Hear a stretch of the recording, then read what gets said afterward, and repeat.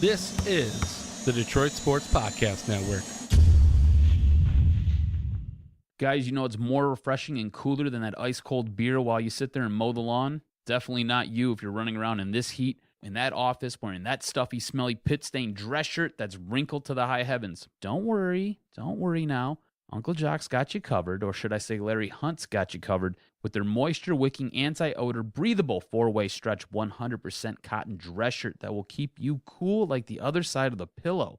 Look, guys, I've been wearing mine for some time now, and I absolutely love them. They keep me cool, dry, fresh-looking all day long, so I can handle some business during the day and then head out and tear up the night while still looking fresh and clean. On top of it, this is probably the best part. The shirt is made, designed, and crafted by Detroiters in Detroit. See all the incredible styles Lawrence Hunt has to offer? Head over to lawrencehuntfashion.com. That's lawrencehuntfashion.com. And if you use promo code DSP, guess what? We'll save you 20% off your order. That's right, 20%. If you don't believe me, listen to Detroit Tigers catcher James McCann. I'm a jeans and boots kind of guy.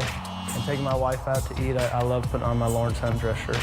The way they stretch, the way they feel, they move with my body just like a t-shirt would. I know that I'm wearing a dress shirt, but it really doesn't feel like it. That's lawrencehuntfashion.com. Hey everybody, this is Freddie Cohen of ESPN Radio. When I'm not talking about breaking news or breaking news on ESPN Radio, I'm always a fan and listen to the Detroit Sports Podcast, and so should you.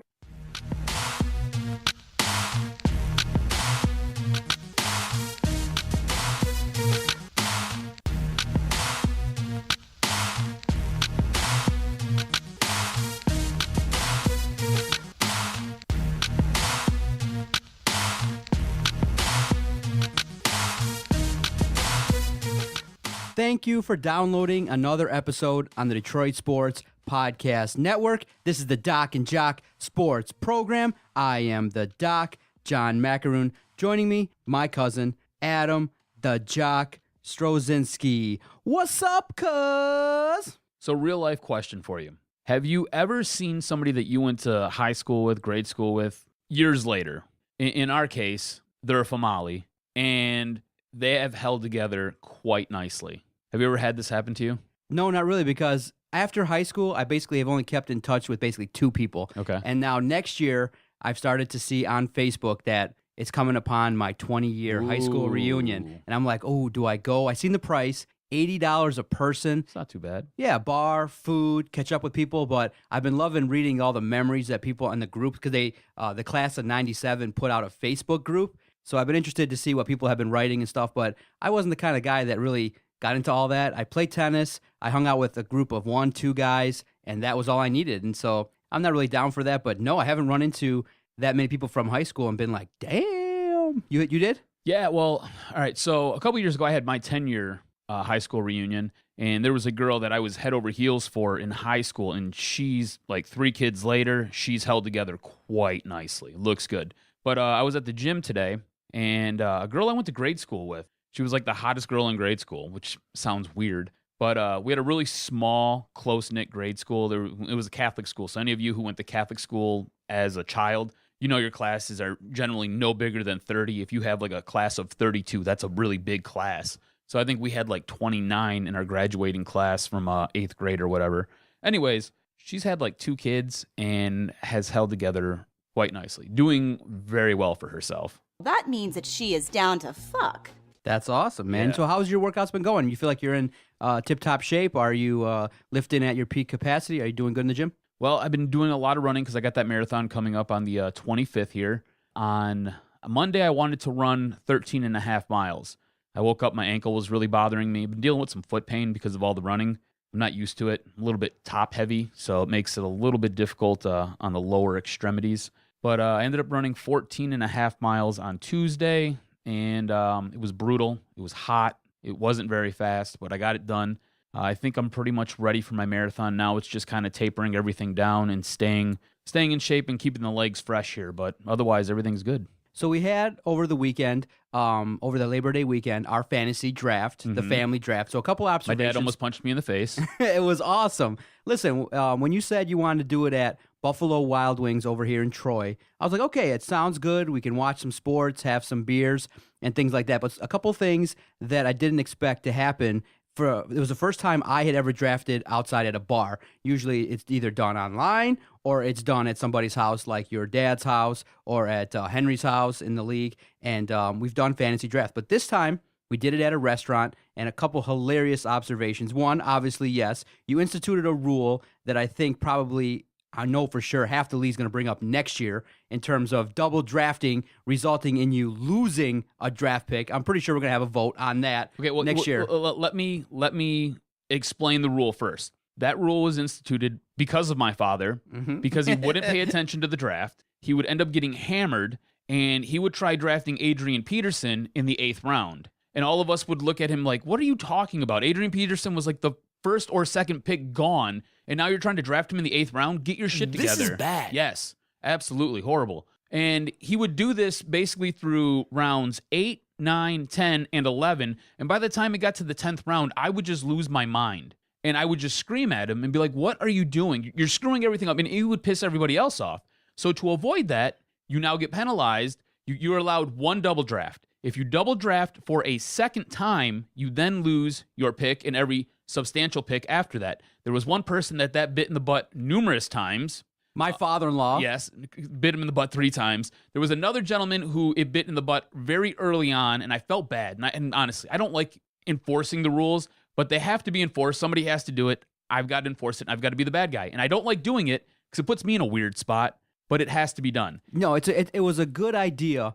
But now we're going to revise it. I'm going to let you know what I'm going to propose.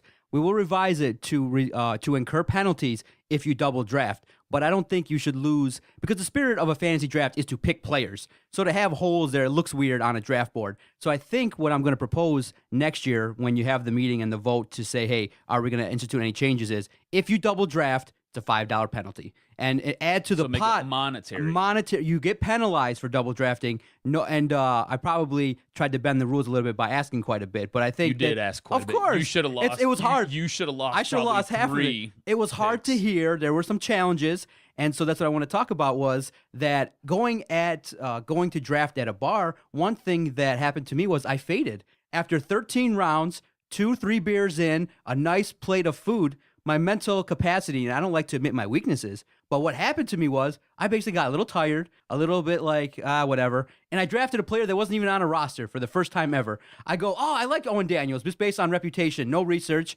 couple beers in. So one thing for those of you that are drafting out is maybe limit the alcohol, eat your food after you go into the 14th and 15th round, because I faded. And by then you were telling me, yeah, draft this guy. And I would be like, oh, okay, sure. And you were like, he's on suspension, dude. I let you know before you put him up, though. So it was fun, in and out in 2 hours. But the best part was the restaurant basically crumbled in front of us. Yes. Buffalo Wild Wings, great place, usually great food, great wings, obviously great ambiance. But all of a sudden they're like, we got to turn off the TV. You guys got to kind of wrap this up because, the roof's going to collapse on you. We're like, what? We look over and I took a couple pictures, videos. The roof basically, started to leak because of a water main break. And I'm like, seriously, Adam, this is something that would happen to us. Going out for the first time to have a fantasy draft, and the restaurant had to basically close because of a water main break. That was utterly hilarious. A story for the ages. Absolutely brutal. I didn't like our waitress either. Her tip reflected that because she was not very good. But more to the point of what you said about how you faded. Did you notice I only had 1.5 beers through the entire draft? Smart. And that was it. And I was able to sit there, draft. I had to draft 3 teams plus run the board because nobody wanted to step up and help me run the board. So you're right. You have to pace yourself, and it has to be done. More to the point of my dad wanting to punch me in the face, we have a time limit. First 8 rounds, you get 35 seconds to make your pick. He ended up taking 40 seconds, so he lost his pick, rolled that over because he was drafting 12th. Rolled that over into his next pick, and he was able to make a selection there. But, he wasn't very happy with me, and the entire room, but me, got nervous about that.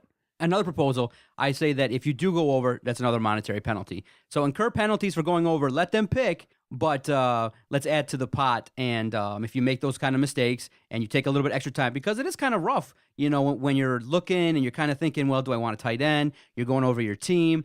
You got it in under 2 hours and 10 minutes, but I think maybe we could add a little bit of time or add some money to the pot if you do go over. But for me, I had a good time.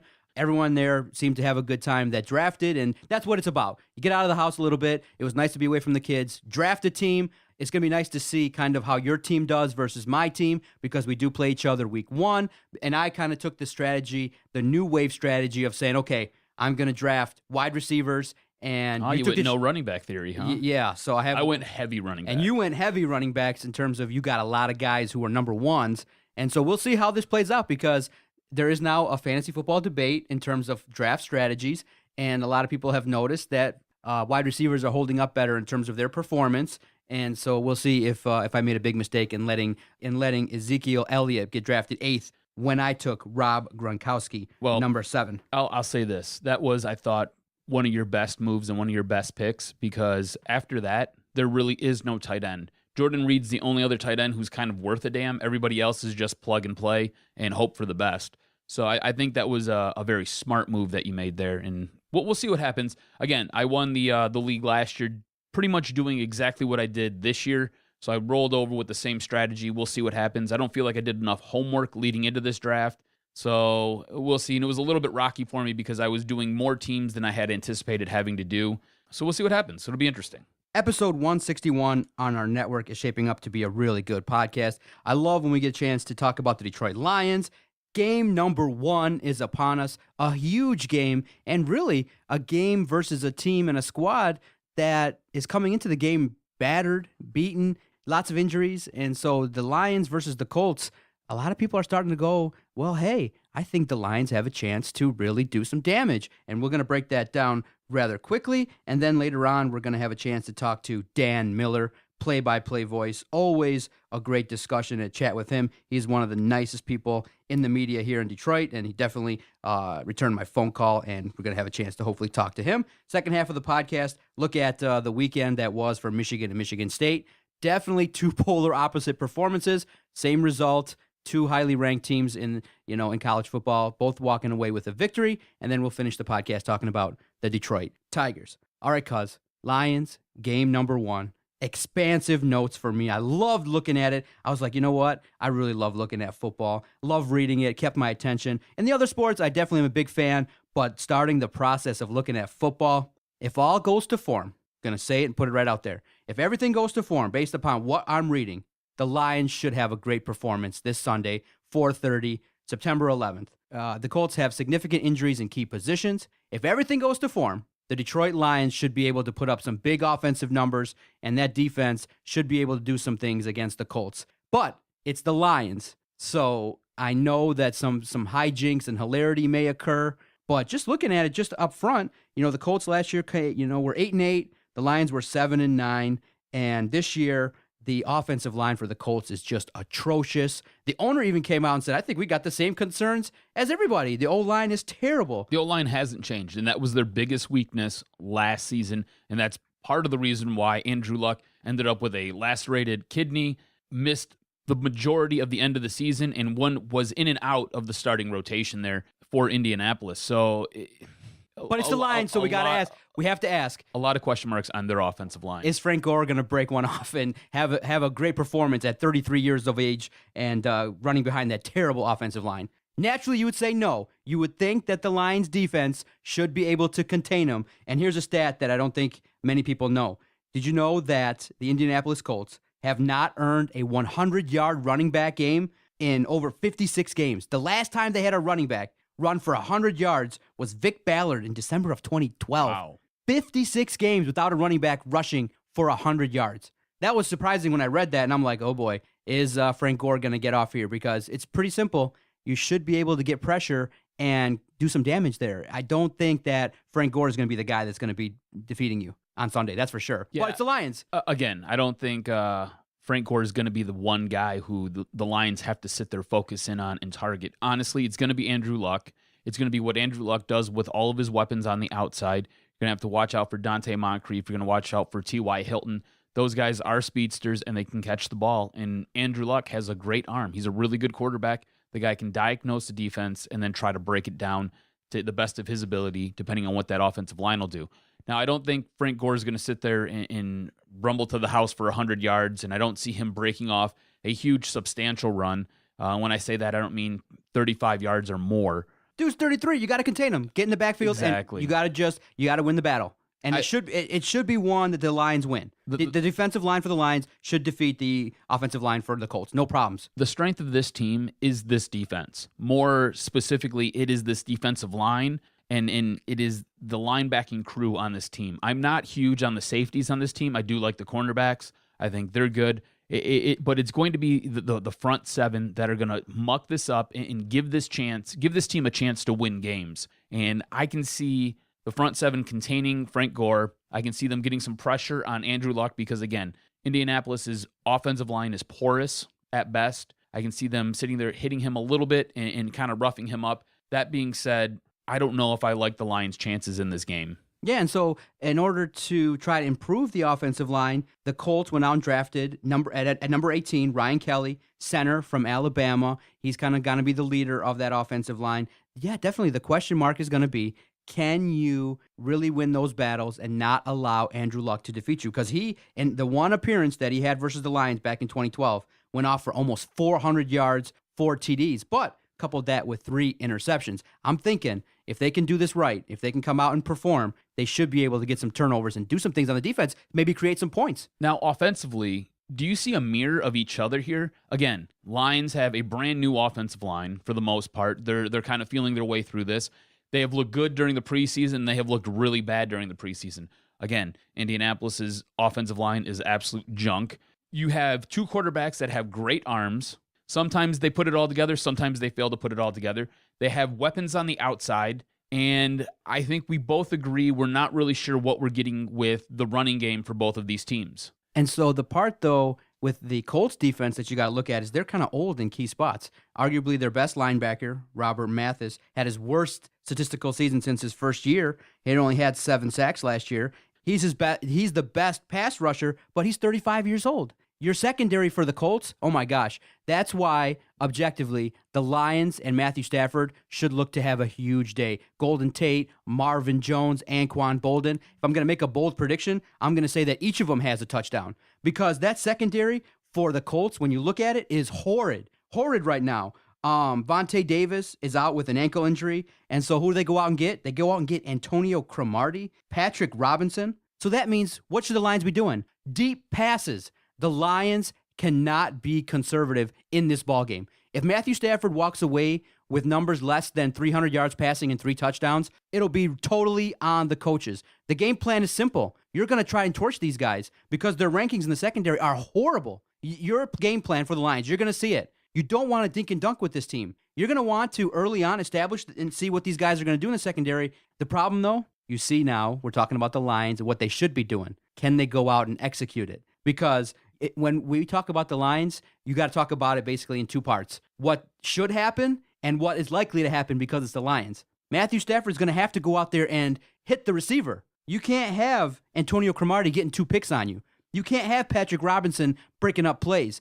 Golden Tate, Marvin Jones have to win those battles, and Stafford has to deliver. But I could easily sit here and say, oh yeah, Stafford could have 3 picks. He could turn the ball over. The offense, we're expecting, I'm going to predict a score somewhere in the 30s. But would you be surprised if at halftime it's 6-3? No, not at all. That's what's so crazy is that we really don't know what's going to happen. Exactly. And again, what you're talking about doing with Matt Stafford and what he has to do is totally dependent on this offensive line. I mean, the only way he's going to be able to drop back and throw the ball and let those deep routes develop is if that offensive line is sturdy and solid. We have no idea what we're going to get with that offensive line. Again, they've looked good and they've looked really bad. And it's not really been one of those linear progressions where, hey, first preseason game, they look kind of rough. Second preseason game, they got a little bit better. Third preseason game, okay, now we're starting to see something and it's starting to round out. That's not what we've had. It's been very up and down, and Matt Stafford has been getting trucked through the preseason. You know, if by game 8 he doesn't have Derek Carr syndrome,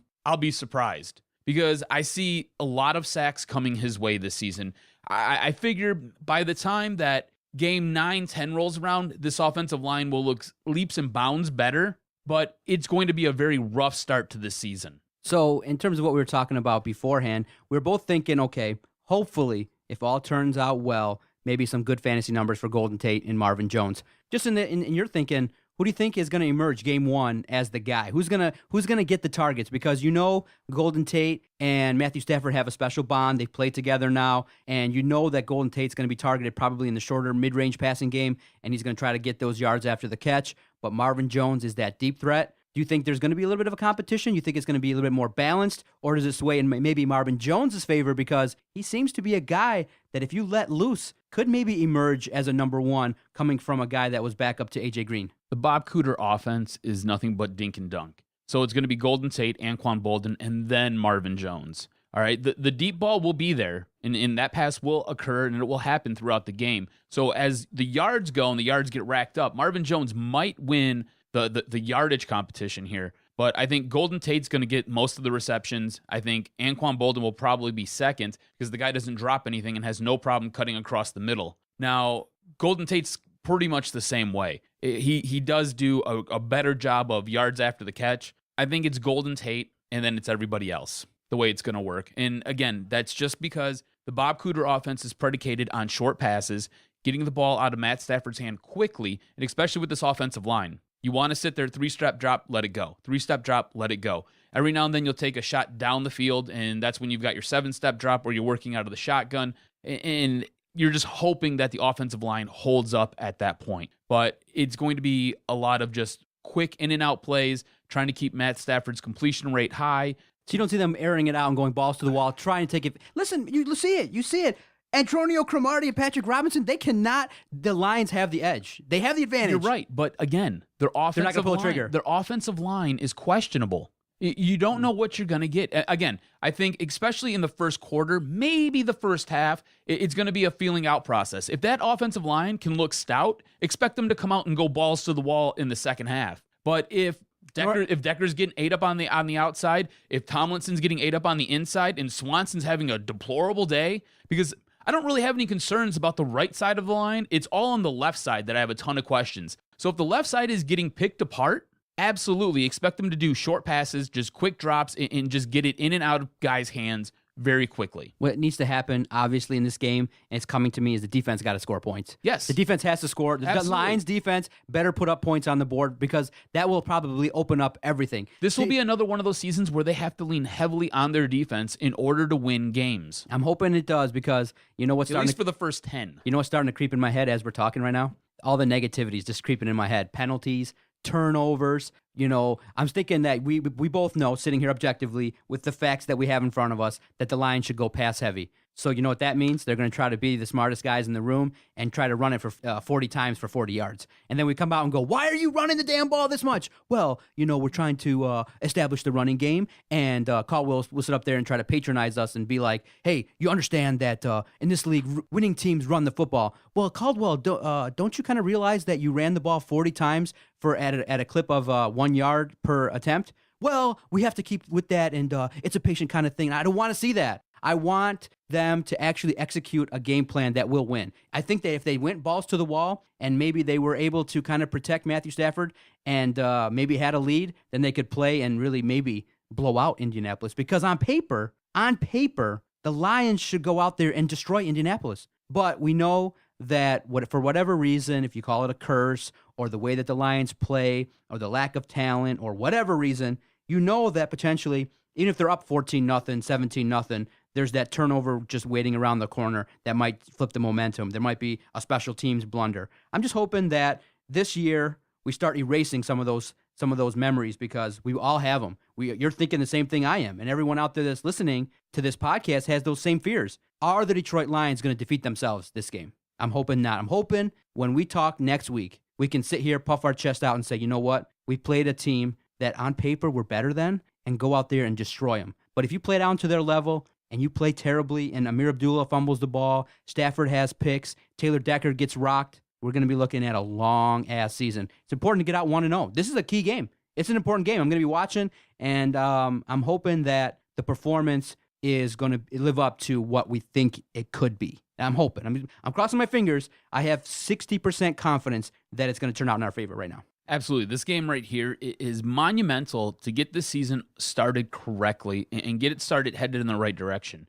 There's a lot of talk about what this team's going to be, how you feel about this team, and everybody seems to, I want to say feel similarly. There's not a lot of confidence surrounding this team right now, just a lot of question marks. And a lot of it has to do with we're not really sure what we have on the offensive line, not sure what this running game is going to look like. We've lost a superstar in Kelvin Johnson. You have a defense that is going to be different than what you had last year because now you're incorporating DeAndre Levy. Is he healthy? Is he going to be able to do what he did 2 years ago? What's this defensive line going to do? I think everybody feels pretty solid about what's going on with the corner position. The safeties, not 100% sure yet. So a ton of question marks. Bob Quinn's first season as general manager, and there's nothing but question marks. This game right here can help answer a lot of those questions if they can get a win and if they can look good doing it. Oh, man, we just turned on the microphones and just dropped 25 minutes on the Lions, bro. We probably could do 2-3 hours just talking about the Lions and what could happen, the matchups, but I'm definitely fascinated to bring in Dan Miller, see what he thinks about the preseason and what he expects and what he's looking to see this upcoming matchup Sunday, 4:30 versus the Colts, September 11th, Game 1. Stay with us, Doc and Jock, episode 161 on the Detroit Sports Podcast Network. Play-by-play voice, Dan Miller, next. I want to tell you about our newest sponsor, Team Top Cat Sales. Are you looking for team apparel for your high school, your club sports team, or corporation? Look no further than Top Cat Sales, located on the east side of Main Street in downtown Royal Oak, between 11 and 12 Mile. Through founder and former University of Michigan QB John Wangler's leadership, Top Cat Sales has developed a tradition of selling and distributing custom Adidas team apparel with the highest quality and best service. Get your organization, school, or club team all in with Adidas today by going to TopCatTeamSales.com. That's TopCatTeamSales.com. Also, follow Top Cat on Twitter at Team Top Cat.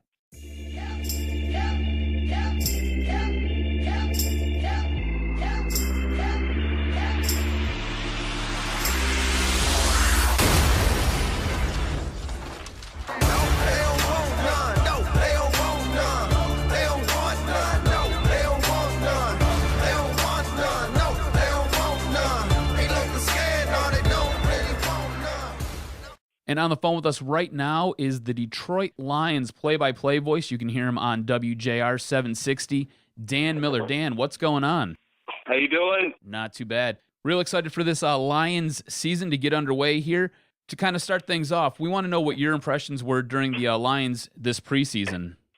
I don't know how much you can really take out of it. I think over the years, I've kind of shied more and more away from trying to make judgments out of what we see in the preseason. I think there's, it's there for us to chew on. We look at it. We try to pull things out of it, but there's just such a big difference between that and what you're going to see in the regular season. What I would say is this.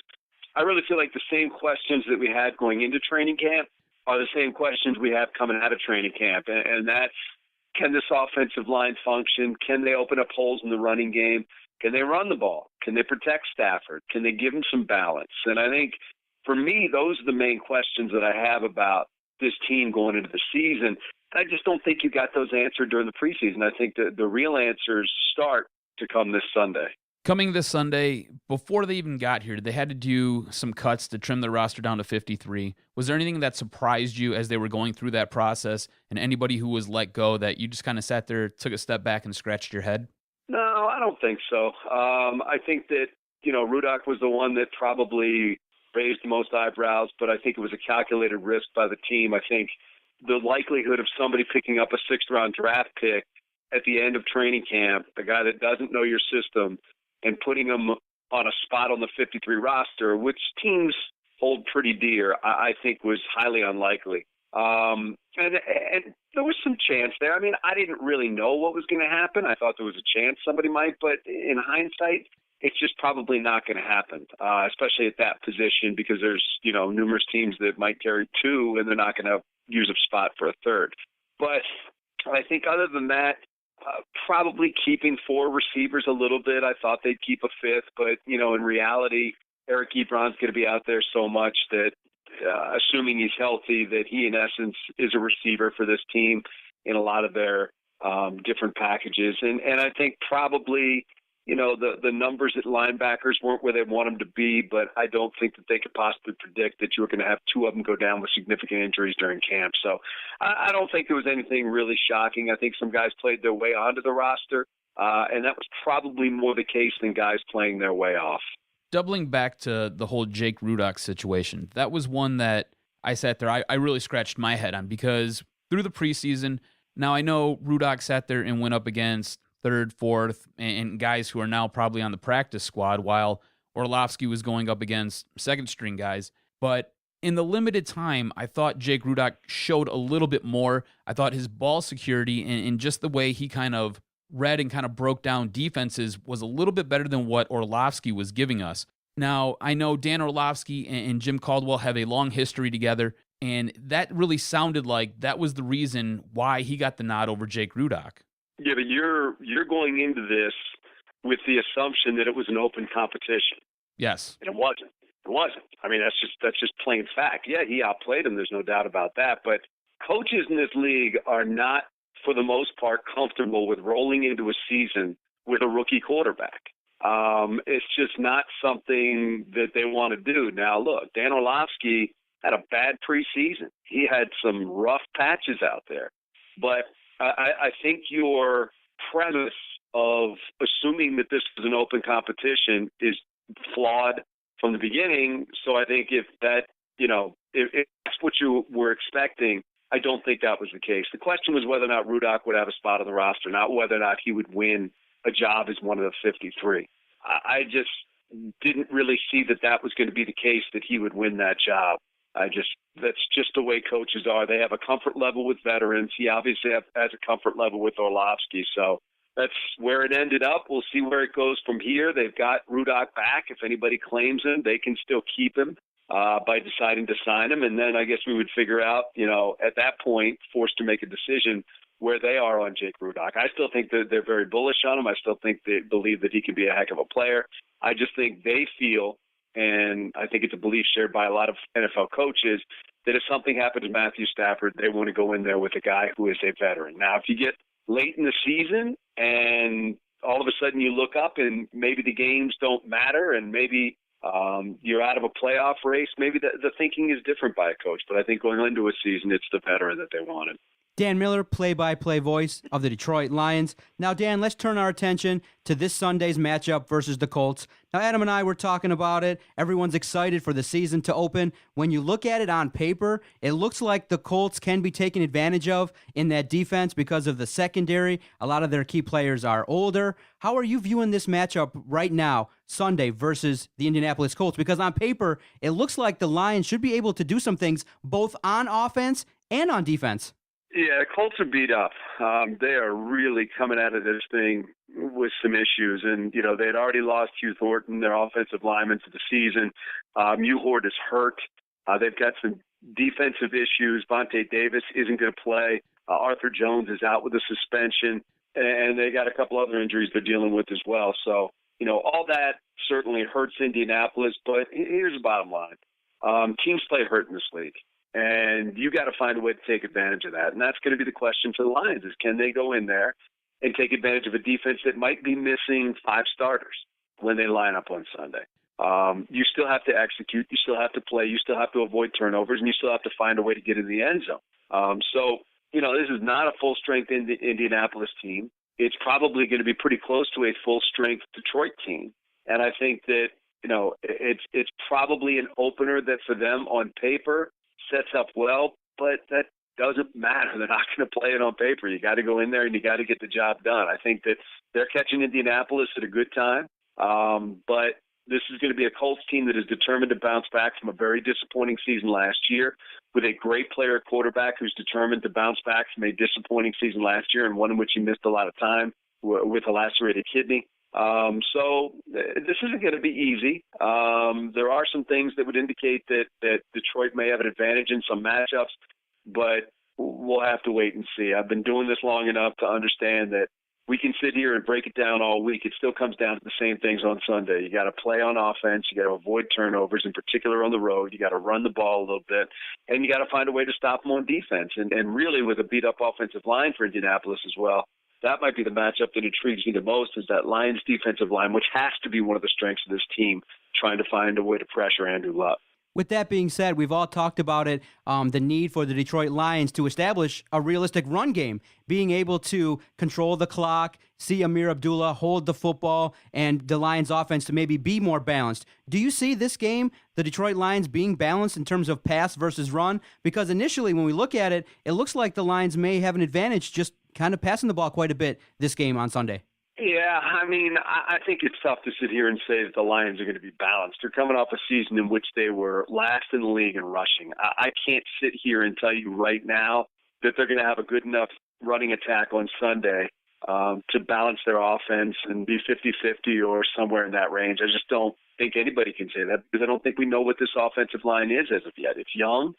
It hasn't played together a lot. You got a new left tackle, a right tackle that used to be your left tackle, a center that struggled last year, and frankly, 2 guards that struggled last year. I mean, they're young, they have potential, but they have to grow together and come together. And I think I'm intrigued to see what kind of running attack they can put together out there. But I don't think I could sit here and tell you that it's a definite. I think it's a huge key for this team. I don't think you can be consistent in this league if you're just a passing team.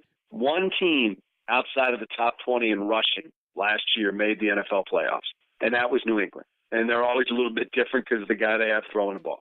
But I think you definitely have to find some way to run it. We'll see whether or not they can do that this week. I believe they'll try. We'll see how successful they'll be.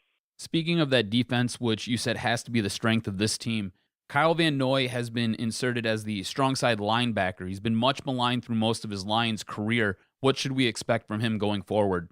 Well, here's what you expect, first of all, is you're going to be playing 2 linebackers the majority of the time.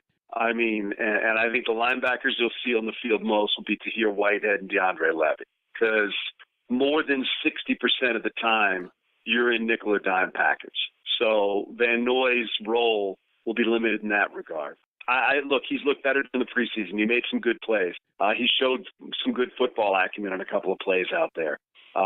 He didn't look good previously here. Coaches say a lot has to do with him being healthy. We'll have to wait and see. I think that's another one of the questions that we saw, some positive answers to during the preseason. But again, let's see what happens in the regular season when teams are game planning and coming after him and trying to, put him in positions where he has to make a decision or where he has to react. And I think that we saw some athleticism from him in the preseason we hadn't seen previously or since college, really. So let's see where it goes from here. But do keep in mind that it's in this league, the majority of time, you do not have 3 linebackers on the field. Now, Dan, obviously, when you break down a football game, we look at one of the marquee positions, and that's at the quarterback position. Lots of articles, lots of discussion of the matchup between Matthew Stafford and Andrew Luck. And a lot of articles are kind of looking at that, hey, Andrew Luck in his early couple seasons has numbers similar to Matthew Stafford. And so a lot of people who think that Stafford is below average or isn't a guy worthy of being the line starter. What do you think both these quarterbacks need to do to kind of take that next step to be quarterbacks of winning teams in the postseason? I think Luck needs help in the way of an offensive line.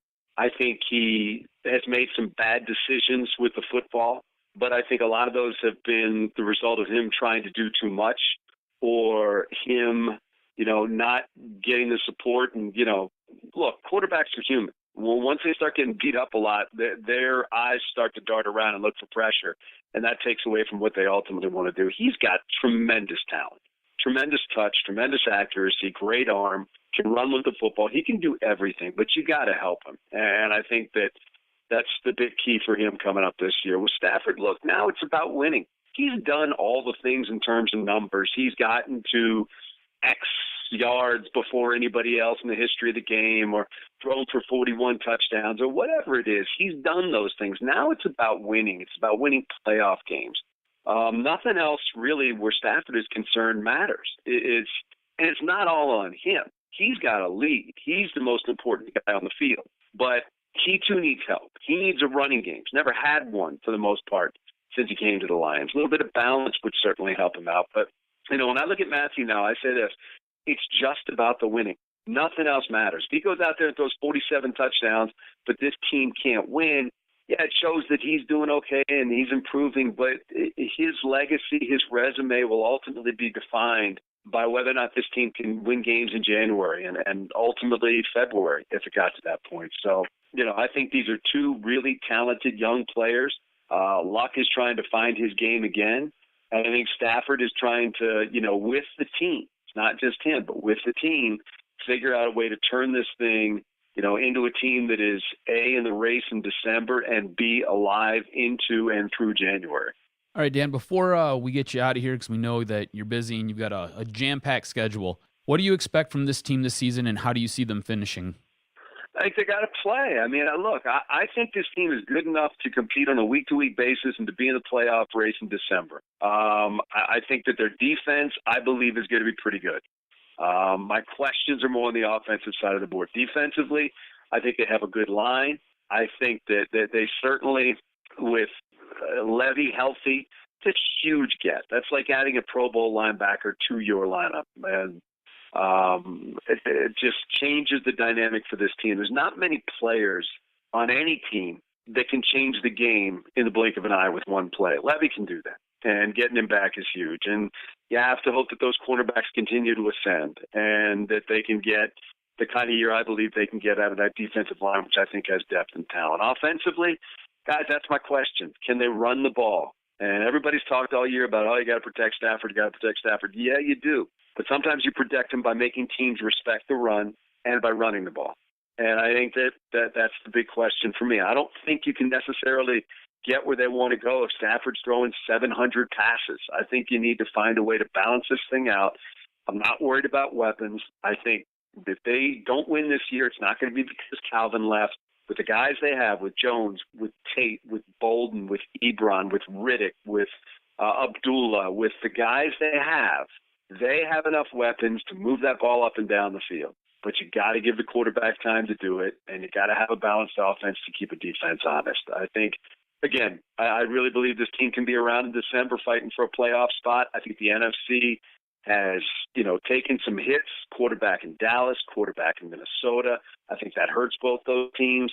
I think that widens the pack of teams that are, out there with a belief that, or with a possibility of being around when it counts.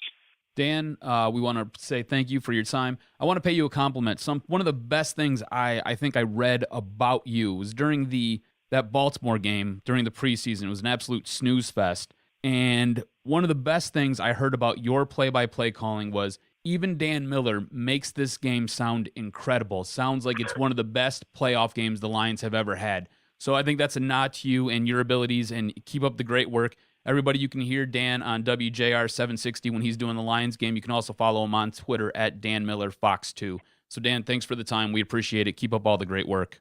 I appreciate it, guys. Thank you for the kind words. You just kind of do it because you love it. You don't turn it on and off, and that was a lousy game. But, hey, I'm sitting there with Brandon Stetter, and we're talking about football, so we're having fun. So, I appreciate it. I'm lucky to do what I do, and I'm looking forward to having some fun this year. Absolutely. Keep it up, Dan. We appreciate it. Thanks, guys. We'll talk to you soon. Yep, have a good one. Man, cuz always great to talk to Dan Miller. I love the fact that he's one of the realest media members in town, and he just has, like we just said, he has a great way of communicating his thoughts about the Detroit Lions. And I just didn't want that interview to end. I was just like, man, I was listening and intently, and he said it like what we're all thinking. This team should, on paper, have the ability to go out there and do some things and execute. It's just, are they going to, really trip over themselves with penalties? Are they going to make some mistakes at the worst possible time like they did? I mean, you saw last year, there were 2-3 wins they left on the table. Seattle and Green Bay right there to start. That's the difference between 7-9 and 9-7. And I do believe the Lions could have a 10-win team. But again, like he said, this is not a game that's played on paper. You have to go out there and execute at the right times. And so I'll ask you, and I'm going to lay it out here. This is a game the Lions are going to win. I have a good feeling, but it's going to be one game that I'm going to use one word to describe it. Roller coaster. And when you have two teams that are very similar, you're probably going to see a very close matchup with ebbs and flows, key moments. So in my opinion, the Detroit Lions are going to edge out the Indianapolis Colts slightly. I'm going to call it in overtime, 34-31 Detroit Lions. The Lions probably are going to have a 14-point lead going into halftime. The adjustments are going to be made, and you kind of know when it's time to make adjustments.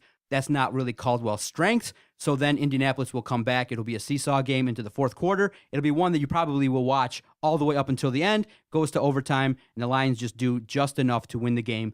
Coming out of that game 1-0, we got to do it. You got to execute and start the season off with one win. The absolute strength of this team going into this season is their defense. And Dan touched on it a little bit. You touched on it a little bit. Indianapolis is beat up. That offensive line is atrocious. So the only way this team wins is if they get to Andrew Luck. They have to hit Andrew Luck early, often, force him to get happy feet, make him throw the ball away, hopefully force a turnover or two. On the converse side of that, Lions have a very young offensive line. We're all not really sure what's going on with it and what we have there. I don't see the Lions winning this game. Going on the road is extremely difficult in the NFL. I think they lose 28-24. Oh, you see them coming out with a loss, huh? Yes. And again, a lot of this is going to have to do with Jim Caldwell. I think at some point he's got 12 guys on the field for a kick return. You just gave the ball back to Indianapolis. They're not going to sit there and make a mistake. They end up scoring a touchdown on that drive, and you're left spinning your wheels because you had the lead, now you lost it. Man, you took my shine, kind of buzzkill, kind of like how I felt when Cameron Maybin got picked off of first. My Sorry, goodness. bro. That's okay. Really, when we talk about the Lions, and I think that's going to probably be the theme of the 2016 season, is what should happen versus what will happen. And that's probably going to be a theme that's going to continue throughout these next 16 games because it's Detroit Lions. And when people tweet or comment and go, why do you guys potentially have so much disdain or talk so bad about the Lions? It's because we've seen it now for the better part of 20 years. So when we say what should happen versus what will happen, you just have to hope that what should happen occurs more often than not than what will. And really, in the end, nobody's going to know until game day. And that's what's going to make it fun. That's why we're going to watch, tweet, and that's why we're going to be screaming our heads off at some plays. But in the end, I just feel like the Lions got a little bit more talent and a little bit more ability to execute late in games. When you got Golden Tate, Marvin Jones, Matthew Stafford, if that offensive line can just be slightly above average, this should be a game, like Dan Miller said, where you could kind of come away with some opportunities to do some good things. And I just want to say, in talking about Dan Miller, that's a guy that since the beginning of this podcast, not just recently when we've had some success, always been available. One word to describe Dan Miller: absolute class. Class is probably the best way you can describe him. He does a great job when he comes on. He does a great job talking with us.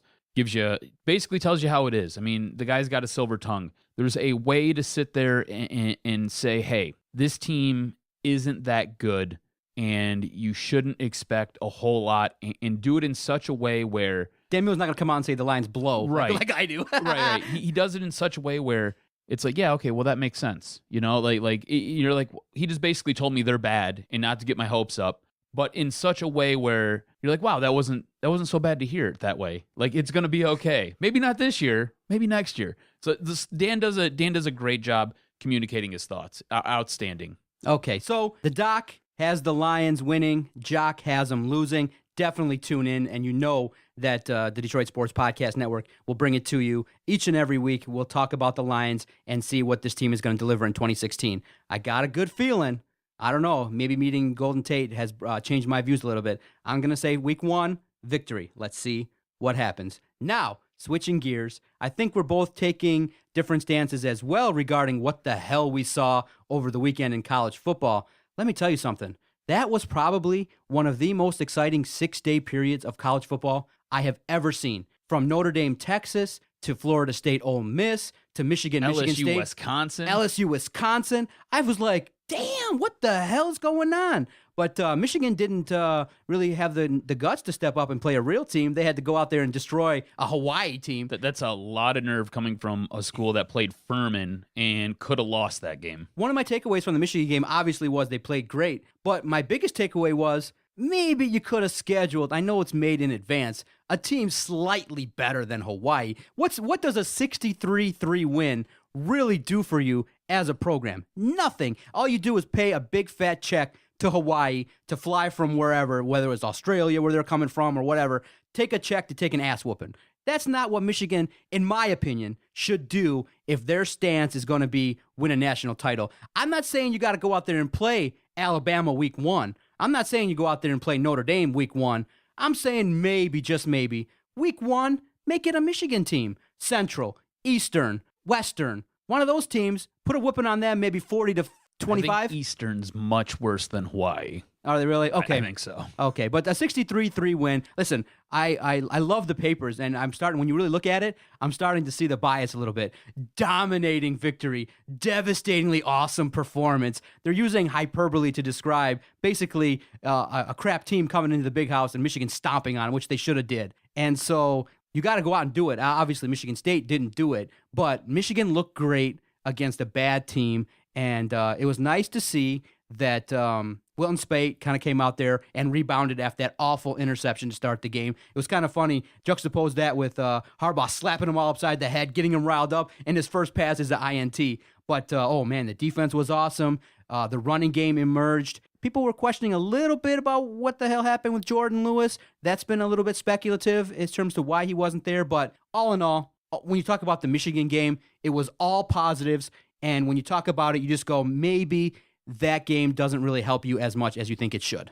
Well, yes and no. They should play a better team than that. Okay, and I understand that. But again, you have to also realize these schedules are made years in advance. So there's nothing that they could do about this. And I believe one of these games was because of Notre Dame bailing on the season. So you had everything set to play Notre Dame. Notre Dame sits there and slips you the envelope and says, hey, we're out. So now you're kind of left scrambling and spinning your wheels, trying to figure out how to get an opponent in here to sit there and fill that first week. And I think that's where this kind of comes into play here. You're right. The Rainbow Warriors aren't very good. I don't think anybody's going to sit there and claim they were, but from what it sounds like you have more of an issue with Michigan playing the Rainbow Warriors than a Furman team that only won 4 games last year. So Michigan State's opponent wasn't much better. They were absolutely atrocious last season. And going into this game, I know that they didn't show anything. I know that they kept everything in reserve because they're going to be playing Notre Dame here in a couple weeks,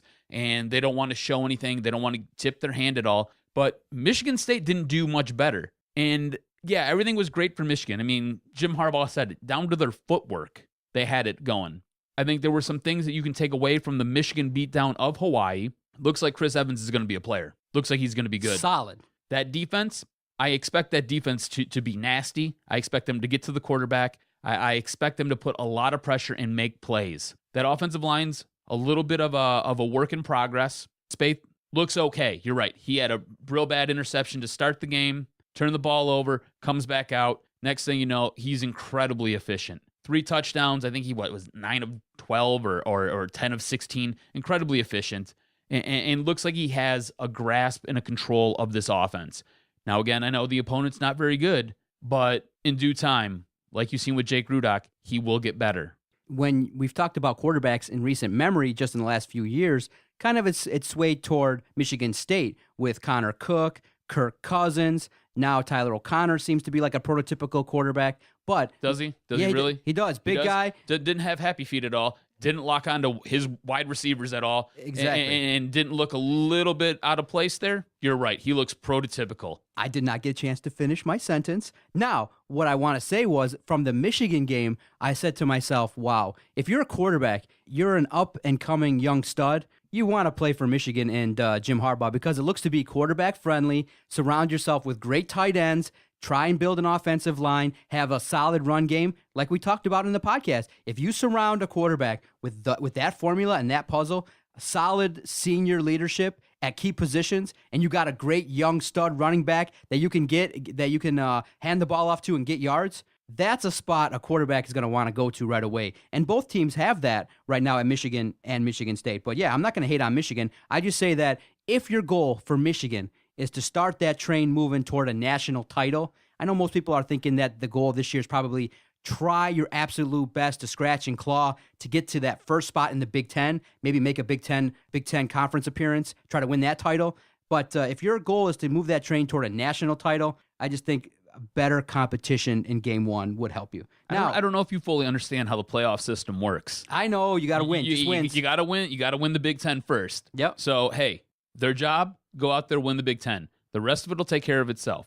All you have to do is win the Big Ten. Well, they're not winning the Big Ten. Neither is Michigan State, because I saw what Ohio State did, and they were not playing around. They went out there and obviously destroyed a craptastic team. And wow, Ohio State, like Alabama, like these other top 10 teams, They go out there, they don't just lose guys, they reload. And what they did was quite awesome. So it's going to take a performance by both teams, Michigan and Michigan State, maybe some luck and injuries in order for them to have some success. Because Ohio State, man, oh man, you're going to have to beat them. And just coming away from week 1, they look to be the class, like everyone said, to be of the Big Ten East. No doubt, they looked awesome. To say that there is some power atop the Big Ten East My it goodness. is an absolute understatement. Absolute understatement. Michigan State, I feel like it has to catch up just a little bit. I am nervous for the Spartans. I am. After that game against Furman, and believe me, I get what they were trying to do. I understand it. I wasn't so sold on Tyler O'Connor like you were. I think that there are some growing pains there. I think he'll be better against Notre Dame, but there are some growing pains there. Yes, that defensive line, not very good. I had one note with 4 exclamation points. Can you look off a receiver, please? I was like, my God, was he allowed? Like, I think he was going to be fined $1,000 every time he turned his head. Dude, that game was an absolute snooze fest too. It was super boring. It was tough. Yeah, I sat there. I had to DVR it because I couldn't watch it Friday evening when it was going on live. I had to DVR it. And my sleep schedule was a little bit weird Friday, Saturday, Sunday because I worked that midnight shift in there. So I'm trying to stay awake till like 3 a.m. on Friday. Mind you, I woke up at 5. So I'm just dying, absolutely dying. And this game right here was helping put me asleep. It was brutal, absolutely brutal. Again, defensive line, question marks. It's Malik McDowell and what? Lawn furniture, couches. I don't know, man. It's not good. Exactly. Not Someone good. please step up and do something on the defensive line. Hello. Exactly. And the offensive line, okay. The biggest issue I had with this game, and while I was watching it, I was talking to myself, and I was like, what are they doing? What are they doing? Was the absurd penalties that kept drives alive. This is probably the most undisciplined Michigan State team I've seen in a long, long time. Undisciplined performance. They'll correct that. No doubt about it. I'm sure they will. I'm sure they will. But until week 3 of the college football season, this is what we have to go on. And right now, they are an undisciplined team. They basically gave the ball back to Furman and was like, here, go ahead, score on us. It'll be okay. It's a bad game when, silly boy here, fanboys like, tweeting about the running back from FCS school, Furman, Darius Moorhead, trying to get tackled by Mr. Cox from Michigan State. So I had fun with that. I was like, come on, Cox, try and stop Moorhead. So it got a little bit silly in looking at the stats for Moorhead. Ran 20 times for 83 yards. You thought, like, hey, do you know what FCS stands for? Football Championship Subdivision. Right. So like you're not good enough to be what the football championship subdivision team, Furman. It's basically it's Division 2. Exactly. Is what it is. And you go out there and you struggle. Changed the name. You go out there and you struggle. But let's just talk. I know everyone's pointed out the negatives, but there were some positives. An emerging wide receiver, Monty Medeiros, 5 catches, 85 yards, looking to be probably the primary target now for Tyler O'Connor. You've seen the emergence, probably your number 1 running back, like we all talked about. LJ Scott had good numbers. Everyone's walking away from that game going, give him the football. And I don't disagree. I think that he's a guy that you could feature, and if you emerge and continue to evolve as a team, you feature LJ Scott, and Tyler O'Connor should get better as the season goes along. And then you had other guys in the tight end position to also help out. Josiah Price, Jamal Lyles, each contributed with touchdowns. And really, the game was a little bit in doubt going into that fourth quarter, but you knew Furman didn't really have enough to sustain success versus Michigan State. And you said it. I do believe they played a little bit reserved, not wanting to put too much on tape for Notre Dame. But remember, Michigan State's had these awful performances before, opening the season versus Western last year. They always start off slow. Generally, this is what they do. But what is concerning for State fans is not the fact that your team is that much worse, is that the Big Ten kind of has gotten better. Where you see a team like Michigan is getting better. You see a team like Ohio State, they're, the top of the division. Then you got Wisconsin now is no cupcake. A lot of people have Iowa ranked higher. So you probably, for Michigan State, have a little bit of a dip, but I think the factor that you need to worry about if you're a Spartan fan, and what I'm worried about, other teams in the Big Ten haven't gotten that much worse. They got better. The Wisconsin game is going to be brutal. The Michigan game is going to be brutal. The Ohio State game is going to be brutal. And now, if you play that bad, now you bring into play a possible loss to BYU. I don't want to be starting the season 1-3, especially playing Notre Dame now game 2. So this season is like could go off the rails pretty quickly. So I'm sitting there shaking in my boots, ordering that second cocktail when I'm watching that Michigan State Notre Dame game. It's going to be a roller coaster, and it's going to be tough. Well, here's the deal. You get lucky because you play Notre Dame a week later after they have a horrendous loss in Texas that basically drops them in the polls all the way down to what I believe it's 18 now. So you get a week off right there, which is great for you guys because now you can sit there, game plan. And look, Notre Dame's going to go into their next game, and they're going to take it out on their opponent. Yep. That's what's going to happen, okay? They're going to beat the living tar out of their next opponent, and you guys get to avoid that. You get them the following week after they've already done that, and you should be okay. Again, 2 weeks to sit there, prepare. You really don't have any game film out there on anything that you like to do. They know that LJ Scott's your running back. They know that Tyler O'Connor's your QB. They're going to sit there. They're probably going to put some blitz packages in there. If your offensive line can sit there and hold up, I think you guys will be okay. That defensive line, you're going to have to figure some things out. And I know defensively, you didn't use any blitz packages yourselves. So that'll change things up just a little bit because I think you guys will be bringing the house in the Notre Dame game. But until then, you got to get some things figured out. Let's be honest here. That was a brutal performance. What was your favorite part of the college football weekend? I really enjoyed that Texas Notre Dame game. I thought that was great. It was nice to see the Big Ten pop LSU. You know, the one thing that I was like, whoa, was that late hit. Oh, the clothesline. Yeah, after the interception, I was like, whoa. You know, like that's just, it's uncalled for, you know? I don't know, man. It was a great weekend. It was awesome. It really was a great weekend. I thought the Alabama game was totally boring. The Auburn-Clemson game was really close. I didn't think it would be as close as it was, and that was a really close game. The Ole Miss Florida State game, a tale of two halves. Unbelievable. Insane. Unbelievable. Absolutely nuts. I mean, Florida State couldn't get out of their own way to start the game, and then at the end, they just turned it up, and Ole Miss just imploded. What I like to do when friends of mine have allegiances to teams outside of Michigan is to give them crap. And my buddy Phil. Yes, I know. Yes, I know. You've probably been you've gotten some texts too. I've been on the other end of those. Yeah. So my buddy Phil, he's a guy that's been on the podcast, filled in for Jason on the Fantasy Nerds podcast. But he's a huge Florida State fan, and of course we go back and forth. And he's like talking, smack about Michigan State not winning the title and how Florida State's won 3. So I was excited. Ole Miss is like, they're crushing Florida State. And so I go, of course I send out a text to him at halftime. I'm like, dang, bro, Florida State sucks. And he's like, oh, the typical comeback, oh, don't worry, it's going to be fine. And literally the next couple drives, Florida State's going, having success. And I'm like, you got to be kidding me. I can't even send off a text making fun of Florida State. And they came back epically and played a great second half. And he's a big Florida State fan. Shout out to Phil. And they came back and won, and they've kept their dream alive. But yeah, obviously, it was very entertaining over the weekend because so many top 10 teams lost. And so the shuffle, of course, happens. And it just kind of goes to show you that the preseason rankings, really a bunch of bumkus. You don't have to really worry about it. Go out there, week in, week out, win your games. And I do like the fact, though, some of these teams played each other. I like the fact there were so many matchups of ranked teams. It was awesome. Yeah, it was a great weekend of college football. A lot of big games, really weird. I don't know if we'll ever see another weekend like we just seen in college football. It was amazing.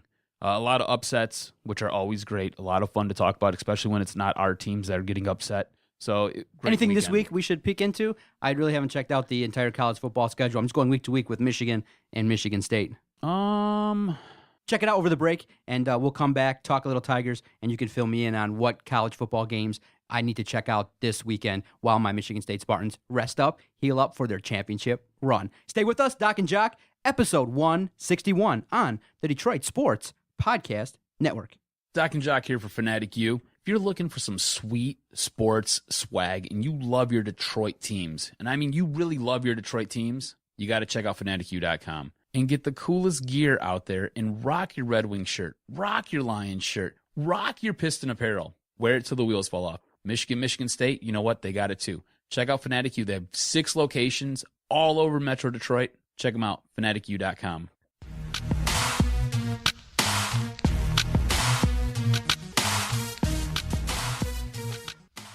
Welcome back. Thank you for downloading this podcast across the various platforms. Appreciate all the support. It was funny last night, once or twice every 3 months, I'll just go at them and I'll just Google my name. And I'll just type in just to see what the hell's out there regarding the practice, or does a podcast come up. For a while there, I had to change it up because I had to try to do some things, because when you Google my name, the first thing that would pop up was a professional poker player. It would say John McEnroe, professional poker player, because I had cashed in a couple tournaments like 10 years ago. But now with the practice and the podcast, that's way down on page 3. But on page 4... I went to about 4 pages because I had like extra 10 minutes. You had a lot of time. I had a lot of time. On page 4... As he's clicking every link. Yeah, on page 4 was a review of the podcast from a year and a half ago.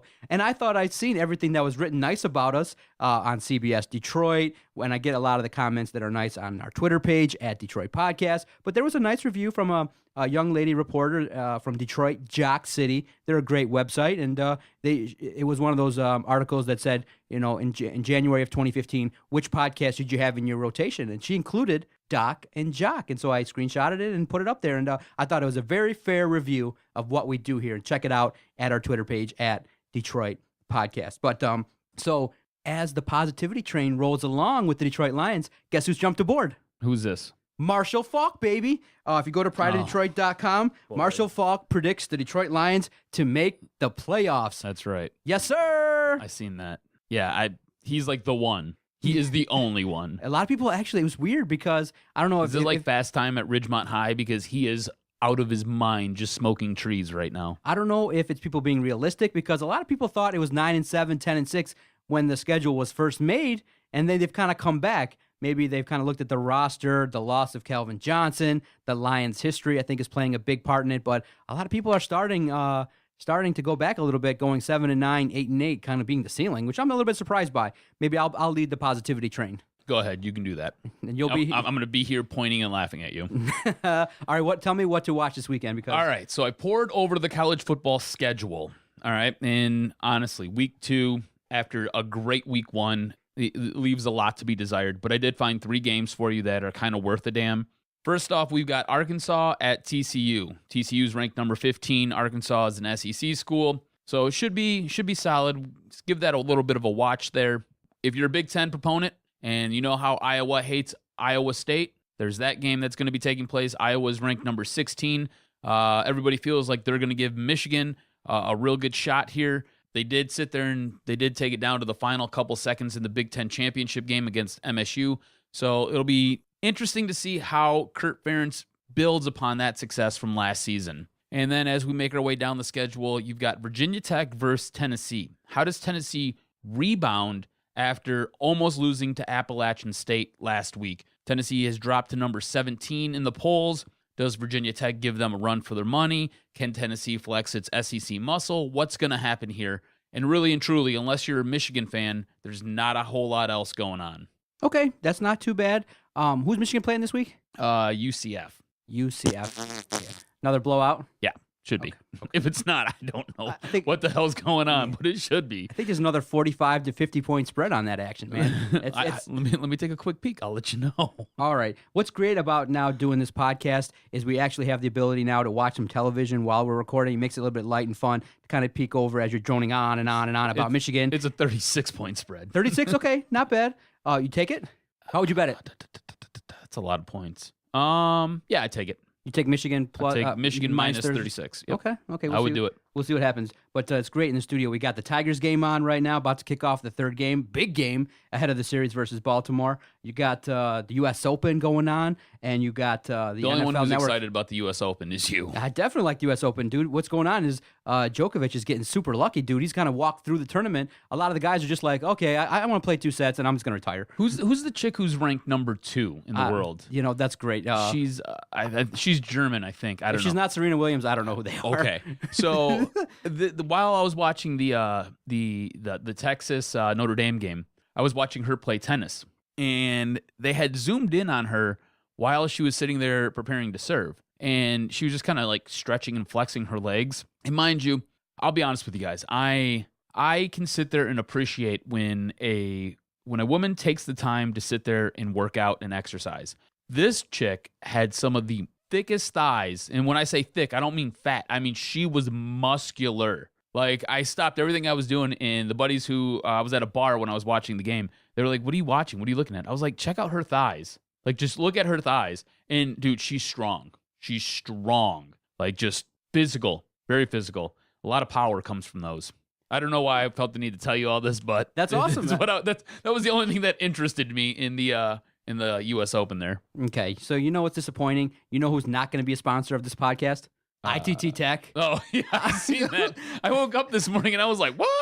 It's a weird story. I think you should look into it just from a journalist perspective because it kind of looks like from what ITT is saying is that I don't know if they borrowed money from the government or something like that, but they had to pay roughly $100+ million as collateral just in case they went out of business, and that's double what they had to pay maybe from last year. And so I was like, why would the government have to kind of strong arm ITT Tech? But ITT Tech's like, we don't have that. We're just going to close.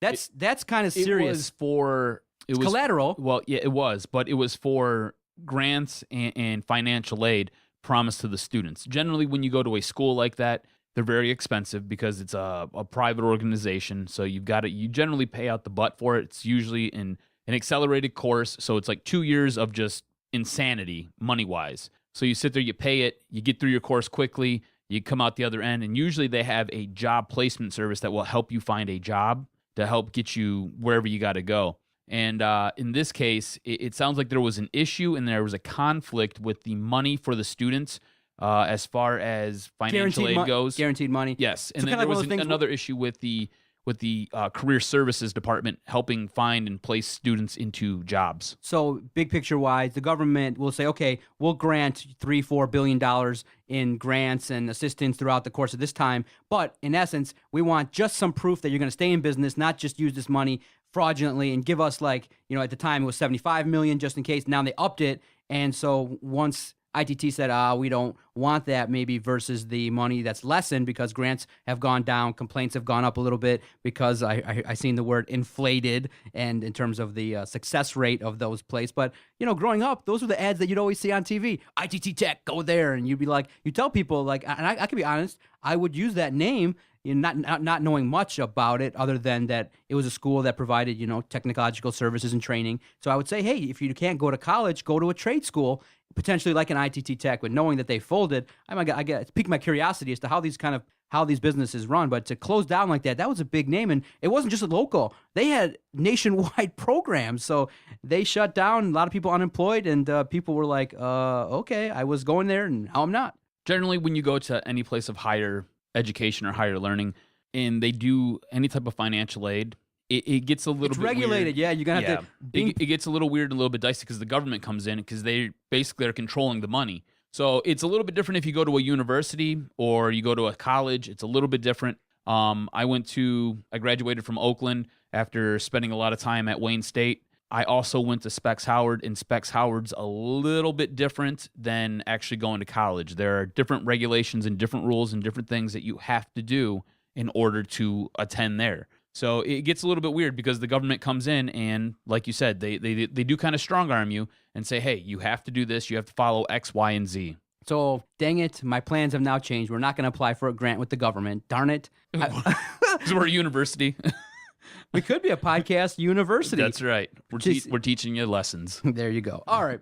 So the Tigers, it was a very interesting second game versus the White Sox. One where a lot of people that watched it, a lot of media, a lot of fans were just like, well, they've been playing pretty decent as of late, so they're due for a stinker. That second game, my goodness, a lot of mental mistakes marked by Cameron Maben's ridiculous, amateurish at best running mistake. You get shut out for the 10th time. It's kind of important because what happened as a result of that loss was you kind of came out of the second wildcard spot ahead of a series versus Baltimore. As we're recording this, the Tigers are 1 game out of the wildcard behind Baltimore. So obviously the series upcoming versus the Orioles, huge, epic. You can't have that series at home and not be one where you don't get at least 2 of 3, maybe sweep them, because if you don't, you get swept by Baltimore, look out, you're in danger and having to play catch-up, especially ahead of 7 games versus the Indians. Big weekend, huge game today versus the White Sox. You got to win. You just got from now, the next couple weeks, you got to win 2 out of 3 and maybe get sweeps in some of these series. It's all about winning series for the Tigers right now. That's all they have to do. They need to just concentrate on sitting there and getting victories. I mean, honestly, that's what it comes down to. You're absolutely right, though. Huge series coming up against Baltimore. the thing with this series is Baltimore is a team that can just absolutely mash the ball. They can hit the ball all over the park. They don't have great pitching, though. And the Tigers have a great lineup when they're firing. So if the Tigers can sit there and do their own mashing, I think they can outslug Baltimore. On top of it, you've got, the way it's looking right now, you've got Fulmer, Zimmerman, Verlander going in the 3 games against Baltimore. Honestly, depending on what happens with Jordan Zimmerman, those should be 3 dubs. They should win. Fulmer, I'm a little bit concerned about. Ever since the All-Star break, he has faded and has waned a little bit. Pitching-wise, Matt Boyd's been an absolute stud. Verlander's been an absolute stud. And then it's kind of rolling the dice with everybody else. I think the game that is going to kind of hinge most of the hopes for the Tigers in making a playoff push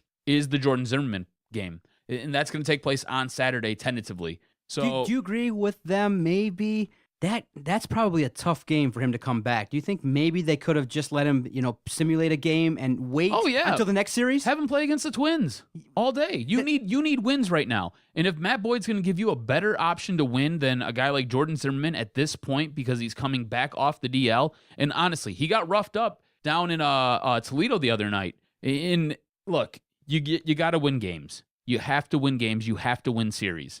So if Matt Boyd's going to give you a better shot to win a series, absolutely. You sit there and you adjust your lineup and you have him go in against the Twins. I'd have him pitch the first game against the Twins. I'd move Matt Boyd up, and I would go Fulmer, Verlander, Matt Boyd, and I would get it done. Because you need to get 3 wins here against Baltimore. If you can get 3 wins against Baltimore, do you realize how much distance that puts between you two for the wild card? You're almost guaranteeing yourself a playoff spot, especially this late in the season. So you've got to. And Zimmerman returning to the team, what's this going to do to the lineup? Because Daniel Norris has pitched well.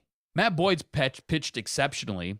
I don't know if you can keep messing around with Michael Fulmer in his starts because it looks like it's having an effect because he has not been the same pitcher the second half of the season as he was the first half of the season. And I don't know. I don't believe it's fatigue. I just think you're messing with his routine. Again, pitchers are creatures of habit. They're ready to go every 5th day. So you got to let him do what he's got to do, and you're sitting there moving him back 6, 7, 8 days just so you can sit there and skip a start or 2. And I think it's messing with him and messing with what he's doing on the mound because he has not looked like the same guy, and that's a bit of an issue. So now you're going to incorporate Jordan Zimmerman, and I don't know if that screws with the chemistry of the team. I don't know if that screws with the chemistry of the starting rotation, which has been dominant since the All-Star break. They've been a top 5 pitching staff since the All-Star break. It's been great. So now how do you adjust the starting rotation? That's the big question. Who's going to have to sit? Daniel Norris has made great adjustments. Matt Boyd is a guy that's emerging. He's done some great things. So obviously, I think maybe you look at what Anibal Sanchez does on Wednesday versus Quintana, and you see, well, if he matches up well, maybe give him a 1 more start. But yeah, Zimmerman, you have to hope that he comes in and does the job because obviously, like we've talked about it before, based upon his contract, he's going to get the chance. Probably the right decision would be to delay him a little bit and see how these guys adjust to 1 more start in the rotation, but it's not likely to happen. Zimmerman's going to be thrust into the rotation, and you would probably think odd man out is Anibal Sanchez. It's just he's not consistent enough. He fits perfectly as a long reliever. He gives you 3-4 potentially quality innings, but that's even a question mark, and he's not consistent enough. So you put Pelfrey, you put Sanchez in the bullpen, and you go from there, and you just have to hope, cross your fingers, that Zimmerman doesn't get lit up and that he can work himself into form because, yeah, it'll be disappointing if he gets rocked his first go-around with Baltimore. It's important to get those wins because how many more quality starts are you going to get from Verlander, Fulmer? You can't really count on Norris and Boyd to carry you. You got to step it up. So if it works out, though, you throw in Verlander, Zimmerman, Fulmer, and they're pitching at a good clip, you got a chance to win a lot of games. You have a chance. So you just have to hope that he recovers and the chemistry is not thrown off too much by his addition. And I'm thinking that he's going to do okay. His first start probably will be the one that will be the most shaky. After that, I think he'll get into a groove and he'll fall back into, by the end of the year, the guy that maybe could do some things and help you win games. Now, while I agree with you, according to ESPN, Daniel Norris is the odd man out. Which blows my mind because here, let me give you some numbers. But he could have success in a long relief role as well. You bring him in tough situations. He could, but why would you damage your starting rotation? Okay, And you could damage his development. He's done so good, getting into that spot. You could tell he's done some things to make some adjustments, not overly featuring his fastball, mixing up his pitches, getting guys out. When he makes mistakes, like Verlander has, they're not like 3-run, 4 grand slams, 3-run homers. He's getting guys, if he makes mistakes, 1-run home run. It's not limiting the damage, and so the offense has to pick these guys up. Let me give you some numbers here real quick. All right, Anibal Sanchez, since the All-Star break, has pitched 9 games. He's 2-3, 54 2/3 innings, 55 hits. His ERA is 4.12 with a WHIP of 1.19. Now, Daniel Norris, on the other hand, 6 games pitched, 1-2, 32 2/3 innings, 37 hits. His WHIP is much higher, 1.5, but his ERA is much lower at 3.38. So I don't know. I don't understand it. Look, Daniel Norris has seemed to figure things out, especially lately, most recently. And I myself have more confidence when Daniel Norris is on the mound than when Anibal Sanchez is on the mound, especially in a game where it's going into the 6th inning and he's approaching the 3rd time through the rotation. Well, I much rather trust Daniel Norris than Anibal Sanchez. Well, what helps starting pitchers, what helps the bullpen is a dominant offense. And a guy that we asked and pleaded and waited, and we were like throwing out worst signing ever. But the emergence of Justin Upton after that talk, whatever was said by David Ortiz, thank you, David Ortiz. Not too often that we get a chance to thank an outside guy, but whatever you said to Justin Upton has been a godsend. I already threw out on Twitter at Detroit Podcast, #hire Ortiz. Whatever he said was miraculous because it's a different guy. It's a guy that's mashing the hell out of the baseball. And if we can get that level of production combined with the guy I wanted to trade, Miguel Cabrera, my goodness, you can definitely have games where you can do some damage against quality pitchers. They at least have been tagging Chris Sale quite a bit. So it's nice to see a guy that arguably is one of the great elite pitchers in the game, but his stuff is kind of waned. He's become more of a contact pitcher, which is disappointing because I've seen performances from Chris Sale where he blow guys away, and he's kind of taken an attitude of let's just do something different here in terms of throwing a little bit less velocity and getting guys to make contact. But the Tigers had got to him, and you see Justin Upton, his emergence has been awesome. It came at the right time. Hell, if it took us to yell and scream and deal with it, it was all worth it if he can keep this up. The question mark will be, and what you have to ask yourself is, hey, is he just taking advantage of garbage pitching, and how is he going to do in a series versus Cleveland, who has arguably a top 5 Major League Baseball rotation? How are you going to do versus Baltimore in clutch time? It's going to be a big series for him. All of that will be erased if he goes 0 in a 3-game series versus Baltimore. He's got to keep it up. I don't think I'm calling him Captain Clutch yet. I'm just calling him resilient and maybe touched by the Ortiz. I don't like to toot my own horn, but toot because toot, I said for you. Justin Upton's going to get it figured out and he's going to be okay, and you're absolutely right. He has been mashing the ball, and we said it before, at no point during the season has Justin Upton carried this team. Well, he's carrying this team right now. He is Captain Clutch for this team at this moment, all right? What is concerning is that when 2 guys emerge, 2 guys fade out. Where's Kinsler been? And so the problem is, though, what we need to have happen I think the big issue right now is Victor Martinez. Where's he been? He needs a day off is what he needs. Day off, yes. Today would have been a perfect day for it. Is he in the lineup, Yeah, he's in the lineup. He's in the starting lineup. So you give him a day off on Wednesday. He's got Thursday off. He comes back on Friday, and he's refreshed, and he's blasting the ball. But whatever. Again, Brad Ausmus, we can debate what Brad Ausmus does all the time. But look, Justin Upton's been an absolute stud lately. He had his couple days off, come back. He looks good. He is Captain Clutch right now. Watching him play at the plate now, you see something with him. He's much more patient. He looks much more relaxed. He's not sitting there fighting the ball. He is taking his time and he is selecting his pitches. It has become a pleasure to watch him sit there and take his at-bats, whereas before it was like, come on, just do something, anything, please, something. And you're clinching and you're squeezing and you got your fingers crossed and you're just hoping that he makes contact. Now, like I said, it's a totally different guy up there. Totally different. And keeps it up? Yes. Absolutely. Oh, absolutely. okay. I think he does. I think he at least carries this streak that he's got going on right now. I think he carries it for at least another 2 weeks, and then it might fade a little bit. But I think he's got some things figured out with his hitting mechanics. So don't be surprised if he does carry it through the regular season and into the playoffs. Ooh, I just thought of a poll question. A lot of people are clamoring for a flamethrower to kind of come up, and they're wondering, hey, the bullpen for the Tigers is inconsistent. We don't really trust a lot of the guys. K-Rod's been up and down a little bit, but he's had a really decent season collectively. Just as of late, been a little bit more roller coasterish. Alex Wilson up and down a little bit. Shane Green been a guy that has kind of emerged a little bit, but still from time to time he does give up hits in key situations. So a lot of people, a lot of fans are like, hey, they're clamoring for a guy that features one pitch, but he features it, and is an expert at that pitch. Mr. Joe Jimenez is a guy that a lot of people are clamoring for. Do you think more people are clamoring for Jake Rudock to be the second string quarterback, or for Jimenez to come up and play for the Tigers bullpen?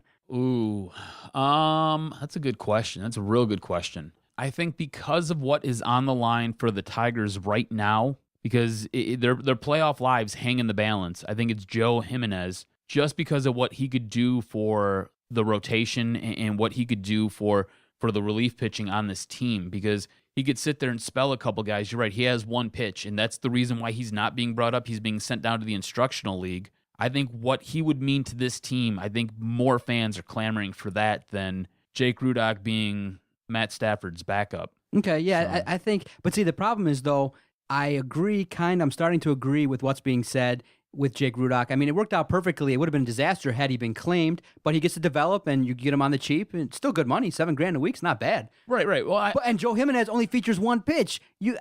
Major league hitters, a little bit better than minor leaguers. Mariano Rivera feature. He had a cutter, and he had a cutter. Oh. And he maybe mixed something else in, but he had a cutter. That was all he had. That was his go-to stuff. Yep, but it was one of the best cutters probably ever. That thing would swing from left side, right side of the plate. Oh my goodness. You could control it for sure. All right, you know what? Before we wrap this up, I got a question for you. Mm-hmm.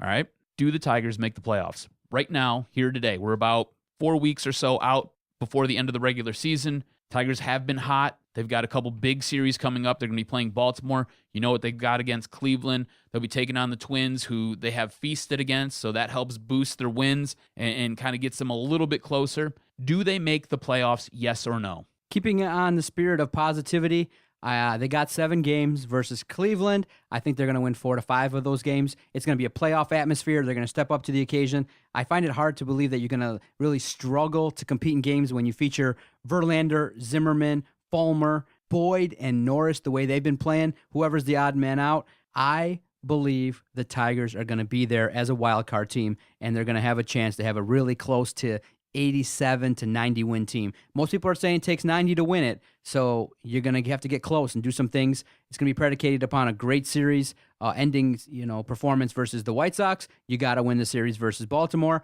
and then when it's time to perform versus Cleveland, you got to step up and win at least 4 or 5 of those games. And you hope maybe that the pressure gets to Cleveland a little bit, they fall back, and with wins, with a favorable schedule, you play Atlanta, dude. Seriously, that's a brutal team. You got a chance, and they've been playing well, so I don't know how you look at it now and go that they're not playing well enough to get in. Are they going to have great success? That's really to be debated, but as of now, you asked me the question, yes, they'll be in the postseason. Wild card spot number 2. Now, do they win that wild card game?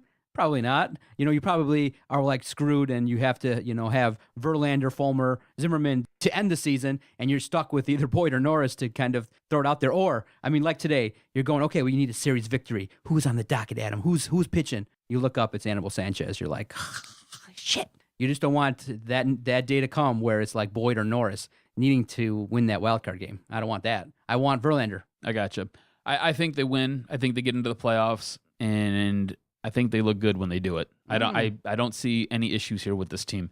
Again, there was they've had a lot of late inning heroics, and at no point do I ever feel like they're out of a game right now. And it's just because of the way that they have been winning.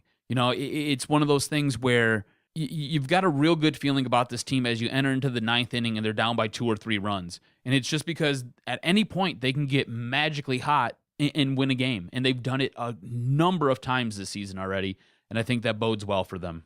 Great podcast. Man, I wish we could do this more. 90 minutes, man. We turn the lights on, mics are hot. We just blasted through 90 minutes. There's so much more to talk about, but great podcast. 161 is one for the ages. And if you like what you're hearing, just tell somebody else, hey, there's the Detroit Sports Podcast. great guys doing, great fans of Detroit sports, letting it rip, having a good old time.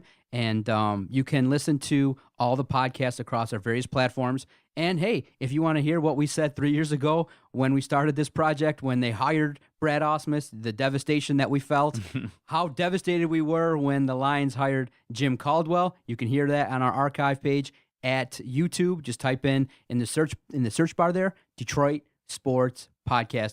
All the great archives are there. Lots of hijinks and hilarity, great guests, and everything has been saved there. They haven't deleted us yet, so far, so good. They haven't deleted us yet. Good stuff, brother. Good stuff, man. All right, let's get the hell out of here. All right, brother. For the Jock, Adam Strozinski, I am the Doc, John Macaroon. See everybody next week. Go Tigers. Go Lions, baby. Go Lions. Go Lions. Yeah. Sorry, Detroit. Didn't quite work out. And all I can say is Detroit Sports Podcast scores. I have voices in my head. They counsel me. They understand. They talk to me.